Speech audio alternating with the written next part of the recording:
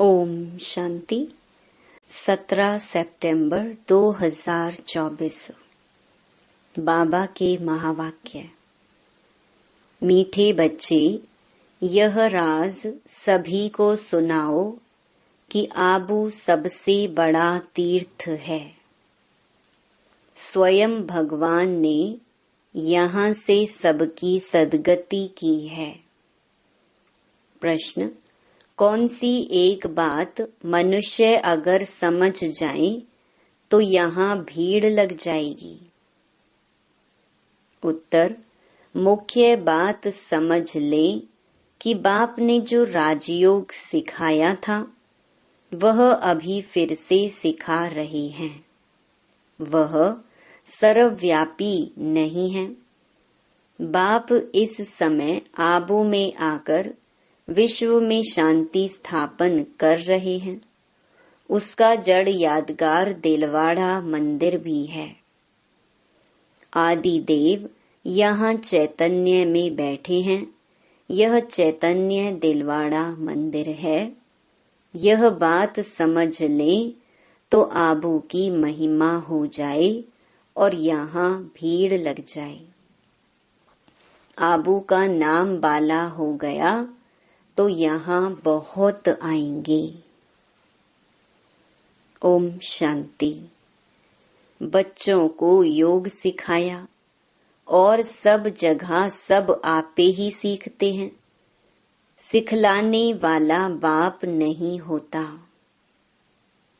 एक दो को आपे ही सिखलाते हैं। यहाँ तो बाप बैठ सिखलाते हैं बच्चों को। रात दिन का फर्क है। वहाँ तो बहुत मित्र संबंधी आदि याद आते रहते हैं। इतना याद नहीं कर सकते हैं, इसलिए देही अभिमानी बहुत मुश्किल बनते हैं। यहाँ तो देही अभिमानी तुमको बहुत जल्दी बनना चाहिए, परंतु बहुत हैं जिनको कुछ भी पता नहीं है। शिव बाबा हमारी सर्विस कर रहे हैं। हमको कहते हैं अपने को आत्मा समझ बाप को याद करो। जो बाप इसमें विराजमान है, यहाँ विराजमान है, उनको याद करना पड़ता है। बहुत बच्चे हैं जिनको यह निश्चय ही नहीं है कि शिव बाबा ब्रह्मा तन द्वारा हमको सिखला रहे हैं। जैसे और लोग कहते हैं हम कैसे निश्चय करें, ऐसे यहाँ भी हैं।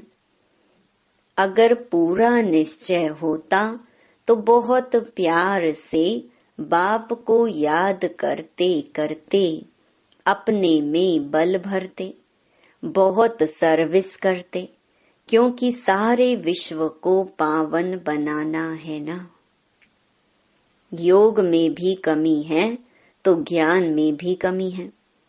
सुनते तो हैं परंतु धारणा नहीं होती है। धारणा अगर हो तो फिर औरों को भी धारणा करावें। बाबा ने समझाया था, वे लोग कॉन्फ्रेंस आदि करते रहते हैं, विश्व में शांति चाहते हैं, परंतु विश्व में शांति कब थी, किस प्रकार हुई थी, वह कुछ भी नहीं जानते।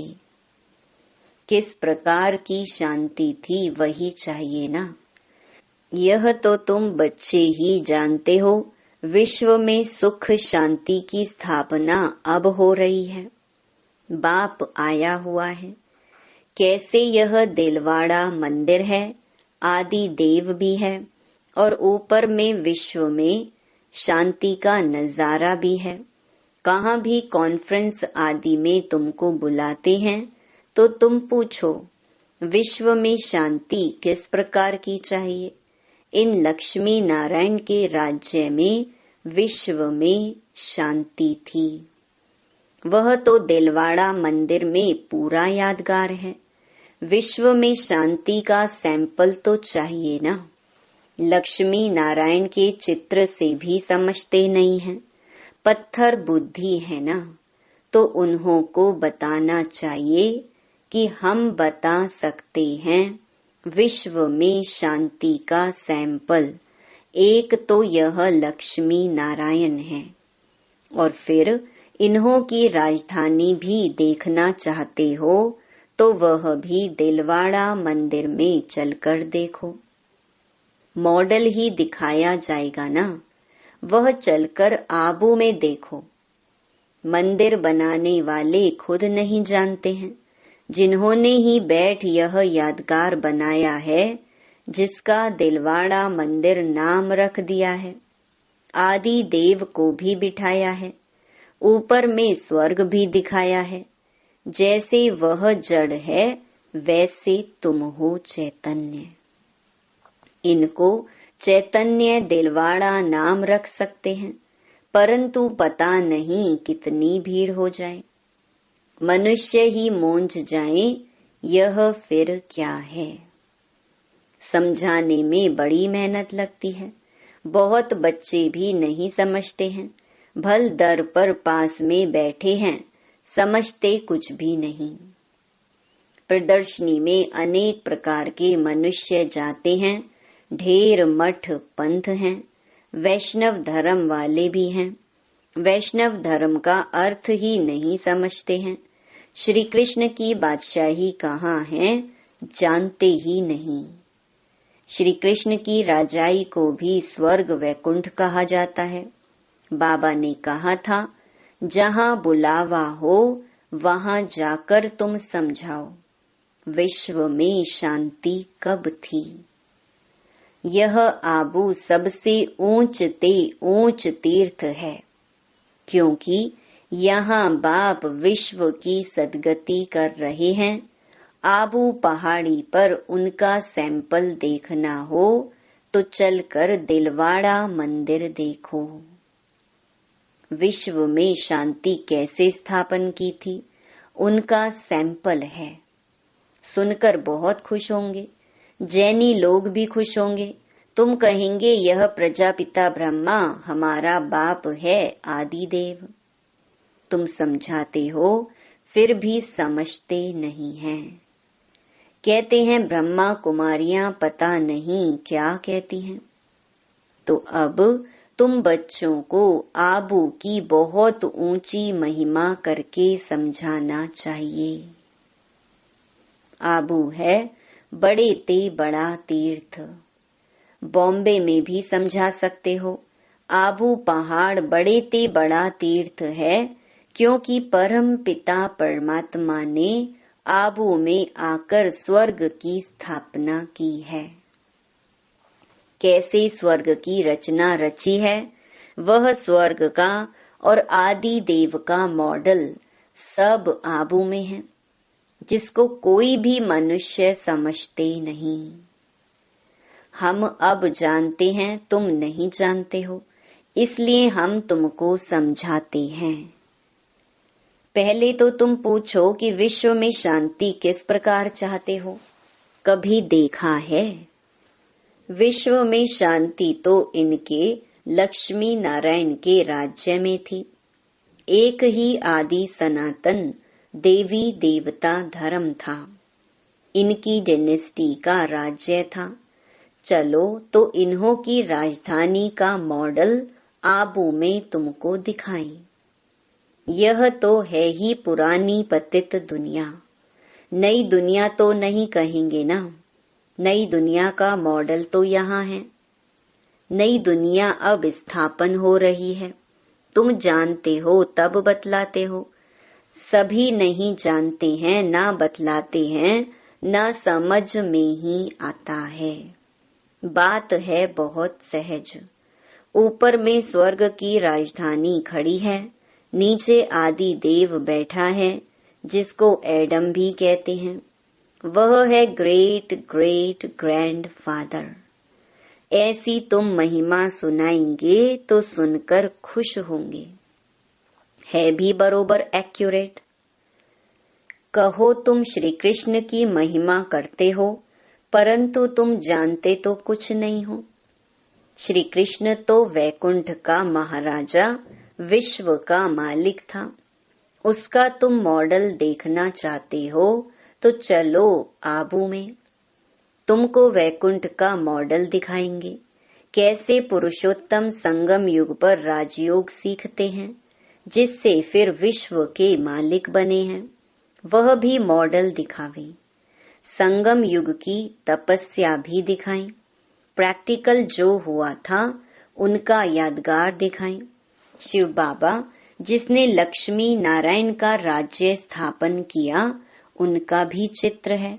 अम्बा का भी मंदिर है। अम्बा को कोई 10-20 भुजाएं नहीं हैं। भुजाएं तो 2 ही होती हैं। तुम आओ तो तुमको दिखाएं। वैकुंठ भी आबू में दिखाएं। आबू में ही बाप ने आकर सारे विश्व को हेवन बनाया है, सदगति दी है। आबू सबसे बड़ा तीर्थ है।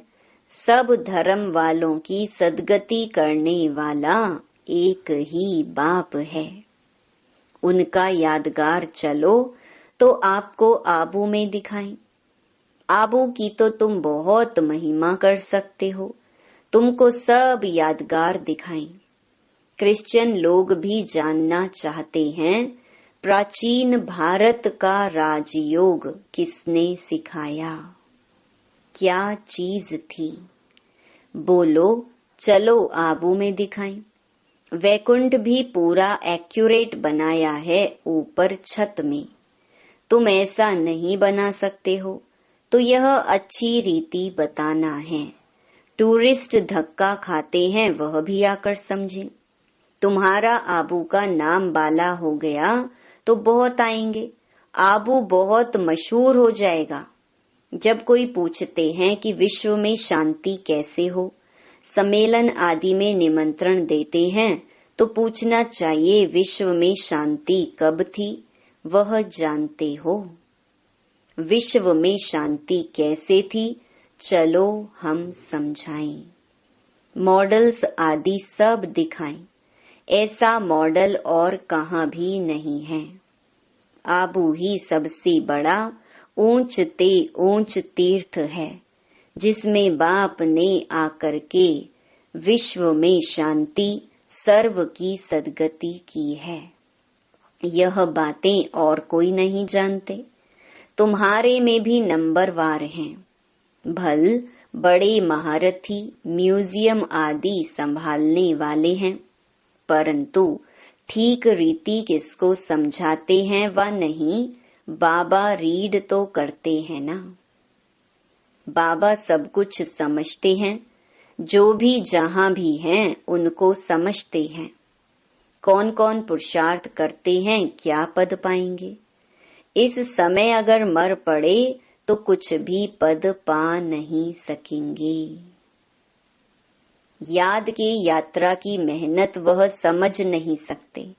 बाप रोज रोज नई बातें समझाते हैं। ऐसे ऐसे समझाकर ले आओ। यहाँ तो यादगार कायम है।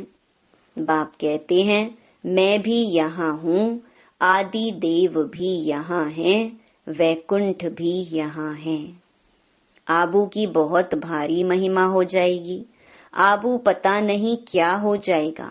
जैसे देखो कुरुक्षेत्र को अच्छा बनाने के लिए करोड़ों रुपया उड़ाते रहते हैं। कितने ढेर मनुष्य जाकर वहां इकट्ठे होते हैं। इतनी बदबू गंदगी होती है, बात मत पूछो। कितनी भीड़ होती है। समाचार आया था कि भजन मंडली की एक बस नदी में डूब गई। यह सब दुख है ना। अकाले मृत्यु होती रहती है, वहां तो ऐसे कुछ होता ही नहीं। यह सब बातें तुम समझा सकते हो। बातचीत करने वाला बड़ा सेंसिबल चाहिए। बाप ज्ञान का पंप कर रहे हैं, बुद्धि में बिठा रहे हैं। दुनिया थोड़े ही इन बातों को समझती है। वह समझते हैं नई दुनिया का सैर करने जाते हैं। बाप कहते हैं यह दुनिया अब पुरानी गई कि गई। वह तो कहते हैं 40,000 वर्ष पड़े हैं। तुम तो बतलाते हो कि सारा कल्प ही 5,000 वर्ष का है। पुरानी दुनिया का तो मौत सामने खड़ा है। इसको कहा जाता है घोर अंधियारा। कुंभकर्ण की नींद में सोए पड़े हैं। कुंभकर्ण आधा कल्प सोता था, आधा कल्प जागता था। तुम कुंभकर्ण थे। यह खेल बड़ा वंडरफुल है। इन बातों को सब थोड़े ही समझ सकते हैं। कई तो ऐसे ही भावना में आ जाते हैं, सुनते हैं यह सब जा रहे हैं तो चल पड़ते हैं। उनको बताते हैं हम शिव बाबा पास जाते हैं, शिव बाबा स्वर्ग की स्थापना कर रहे हैं। उस बेहद के बाप को याद करने से बेहद का वर्षा मिलता है बस। तो वह भी कह देते, शिव बाबा हम आपके बच्चे हैं, आपसे वर्षा जरूर लेंगे, बस बेड़ा पार है। भावना का भाड़ा देखो कितना मिलता है। भक्ति मार्ग में तो है अल्प काल का सुख। यहाँ तुम बच्चे जानते हो बेहद के बाप से बेहद का वर्षा मिलता है, वह तो है भावना का अल्पकाल के सुख का भाड़ा। यहाँ तुमको मिला है 21 जन्मों के लिए भावना का भाड़ा। बाकी साक्षात्कार आदि में कुछ है नहीं। कोई कहते हैं साक्षात्कार हो, तब बाबा समझ जाते हैं कुछ भी समझा नहीं है। साक्षात्कार करना है तो जाकर नौधा भक्ति करो, उससे कुछ मिलता नहीं है। करके दूसरे जन्म में कुछ अच्छा बन पड़ेंगे। अच्छा भक्त होगा तो अच्छा जन्म मिलेगा। यह तो बात ही न्यारी है। यह पुरानी दुनिया बदल रही है। बाप है ही दुनिया बदलने वाला। यादगार खड़ा है ना, बहुत पुराना मंदिर है। कुछ टूटता करता है तो फिर मरम्मत कराते रहते हैं, परंतु वह शोभा तो कम हो ही जाती है। यह तो सब विनाशी चीजें हैं।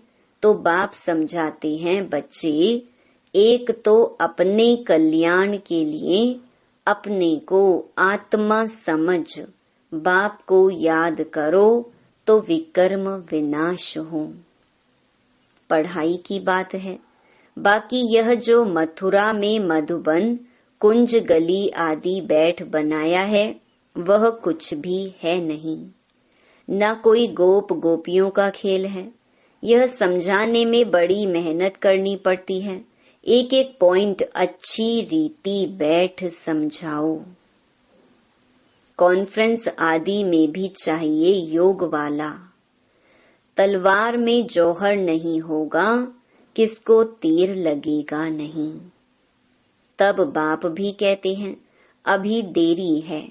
अभी मान लें कि परमात्मा सर्वव्यापी नहीं है तो भीड़ लग जाए, परंतु अभी टाइम नहीं है। एक बात मुख्य समझ जाएं कि राजयोग बाप ने सिखाया था, जो इस समय सिखला रहे हैं। इसके बदले नाम उसका डाल दिया है जो कि अभी सांवरा है। कितनी बड़ी भूल है। इससे ही तुम्हारा बेड़ा डूब गया है। अब बाप समझाते हैं यह पढ़ाई सोर्स ऑफ इनकम है। स्वयं बाप मनुष्य को देवता बनाने के लिए पढ़ाने आते हैं। इसमें पवित्र भी जरूर बनना है, दैवी गुण भी धारण करने हैं। नंबरवार तो होते ही हैं। जो भी सेंटर्स हैं सब नंबरवार हैं। यह सारी राजधानी स्थापन हो रही है। मासी का घर थोड़े ही है। बोलो स्वर्ग कहा जाता है सतयुग को, परंतु वहाँ का राज्य कैसे चलता है। देवताओं का झुंड देखना हो तो चलो आवो। और कोई ऐसी जगह है नहीं जहाँ ऐसे छत में राजाई दिखाई हो। भल अजमेर में स्वर्ग का मॉडल है, परंतु वह और बात है। यहाँ तो आदि देव भी है ना। सतयुग किसने और कैसे स्थापन किया, यह तो एक्यूरेट यादगार है। अभी हम चैतन्य दिलवाड़ा नाम लिख नहीं सकते हैं। जब मनुष्य खुद समझ जाएंगे तो आपे ही कहेंगे कि तुम लिखो। अभी नहीं, अभी तो देखो थोड़ी बात में ही क्या कर देते हैं। क्रोधी बहुत होते हैं। देह अभिमान है ना, देही अभिमानी तो कोई हो न सके सिवाय तुम बच्चों के।